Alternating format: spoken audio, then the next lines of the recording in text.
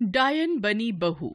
माँ जी कहाँ हैं आप? देखिए मैं आपके लिए क्या लाई हूँ। आज तो इस बुढ़िया को ये सब खिलाकर ही दम लूंगी। ये सब खिला कर मैं इसे अपने जैसा ही बना दूंगी और फिर हम दोनों मिलकर सारे गांव वालों को खा जाएंगे और सारे गांव पर हमारा राज चलेगा।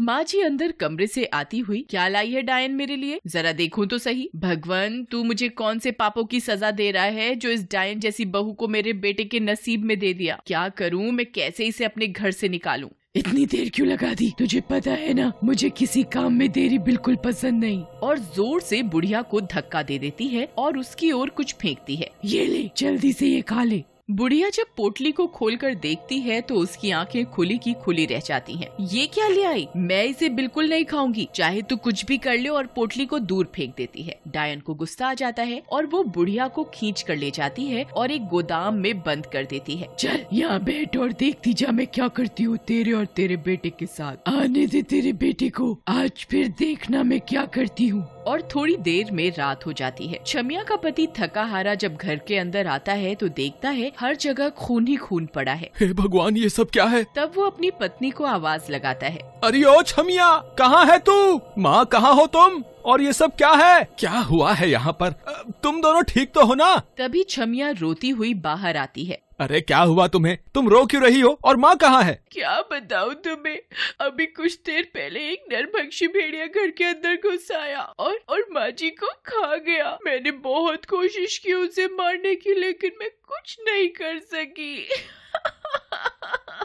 और जोर जोर से रोने लगी। तभी श्यामू की नजर छमिया के मुंह पर पड़ी। उसके मुंह पर साइड में खून लगा था। रामू समझ गया कि कुछ तो गड़बड़ है। उसे अपनी माँ की बातें याद आ रही थी। वो रोज कहती थी कि तेरी पत्नी एक डायन है, वो इंसानों को, जानवरों को खाती है, इसे मार डाल, नहीं तो ये एक दिन हम दोनों को भी खा जाएगी। रामू कुछ देर के लिए चुप हो जाता है और बैठ जाता है। फिर थोड़ी देर में उठकर अपनी पत्नी के पास आता है और कहता है, भगवान का लाख लाख धन्यवाद कि भेड़िए ने तुम्हें नहीं माँ को खाया। और वो अपनी पत्नी को गले लगा लेता है। अगर तुम्हें कुछ हो जाता तो मैं क्या करता? चलो जो भी हुआ अच्छा ही हुआ, तुम अपना ध्यान रखना। और दोनों सो जाते हैं। दूसरे दिन श्यामू जब काम पर जाने के लिए तैयार हो रहा था तो वो अपनी पत्नी को आवाज देता है। छमिया, अरे ओ छमिया, कहाँ है तू? जरा मेरे औजार को तो ले आ जो तूने गोदाम घर में रखे हैं। पर वो नहीं आती। वह अंदर जाकर देखता है तो वह सो रही थी। चलो खुद ही सो लेता हूँ। और वह गोदाम की ओर बढ़ने लगता है। वह जैसे ही गोदाम का दरवाजा खोलने वाला होता है, इतने में ही वहाँ डायन छमिया आ जाती है और श्यामू को कहती है, अरे ये आप क्या कर रहे हैं? यहाँ क्यों जा रहे हैं? हो सकता है वो भेड़िया यहीं कहीं छुपा हो। चलो चलते हैं यहाँ से। हाँ, तुम ठीक कह रही हो। ठीक है, मैं चलता हूँ काम पर। तुम अपना ख्याल रखना है।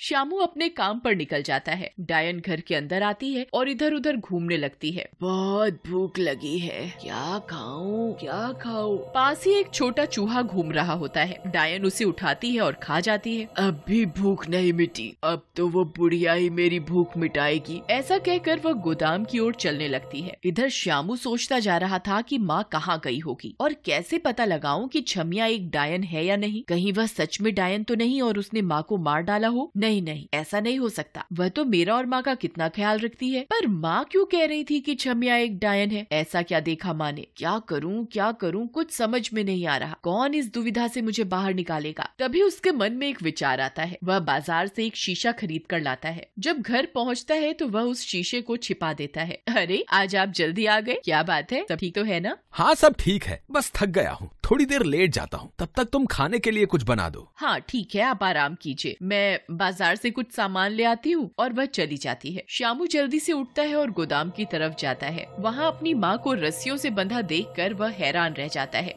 अरे माँ, तुम यहाँ हो और तुम्हें किसने यहाँ बांध कर रखा है? और छमिया तो कह रही थी कि तुम्हें कोई भेड़िया खा गया है। नहीं बेटा, मैं ठीक हूँ। पर माँ, वो जमीन पर इतना खून क्यों पड़ा था जब मैं उस दिन काम से वापस आया तो? बेटा, मैं कितनी बार तुझे कह चुकी हूँ कि तेरी पत्नी एक डायन है। वह जंगली जानवरों को खाती है। उस दिन भी वह कुछ लाई थी एक पोटली में और खून उसी पोटली में से निकल रहा था। वह मुझे भी खिलाने की कोशिश कर रही थी ताकि मैं भी उसकी तरह एक डायन बन जाऊँ, पर जब मैंने मना किया तो उसने मुझे यहाँ बंद कर दिया। नहीं माँ, ऐसा नहीं हो सकता। अगर वो एक डायन है तो उसने अब तक हम दोनों को क्यों नहीं मारा? श्यामू को अब भी यकीन नहीं हो रहा था कि छमिया एक डायन है।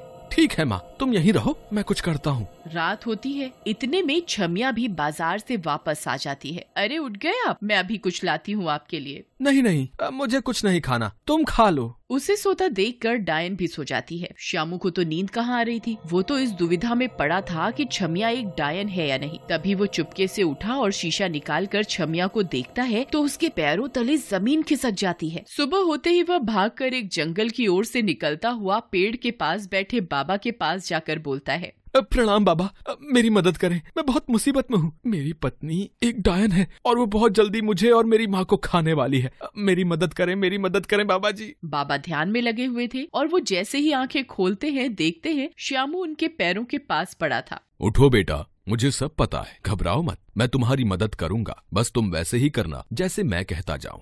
ठीक है बाबा, ठीक है। तो जा और जाकर अपनी पत्नी के बाल लेकर आ, क्योंकि डायन की सारी शक्ति उसके बालों में होती है। और याद रहे कि उसे पता न चले कि तू जान गया है कि वो एक डायन है। और हाँ, आज में हमें उसको खत्म करना होगा, नहीं तो कल वो खतरनाक काली रात है जब डायन तुम्हें खाकर अमर हो जाएगी।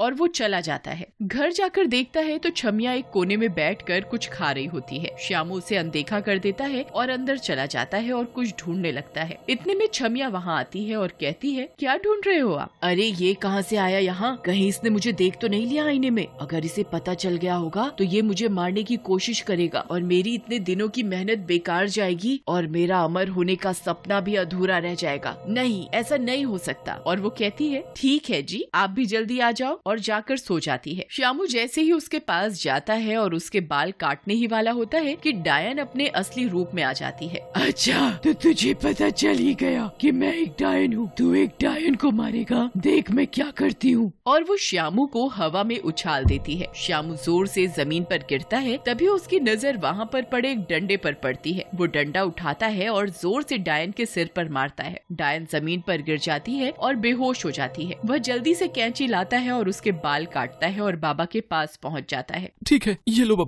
बाबा, डायन के बाल बड़ी मुश्किल से लाया हूँ। गुरु माँ बालों को एक लोटे में डाल देती है और मंत्र पढ़ने लगती है। कुछ ही देर में लोटे में आग जलने लगती है। उधर डायन भी जलने लगती है और थोड़ी ही देर में भस्म हो जाती है। श्यामू बाबा को धन्यवाद देता है और चला जाता है। घर जाकर वह जल्दी से गोदाम में जाता है और अपनी माँ को सब बता देता है और कहता है, मुझे माफ कर दो माँ, मैंने आपका यकीन नहीं किया। उसकी माँ कहती है, बेटा, माँ बाप हमेशा अपने बच्चों का भलाई चाहते हैं। और वो श्यामू को गले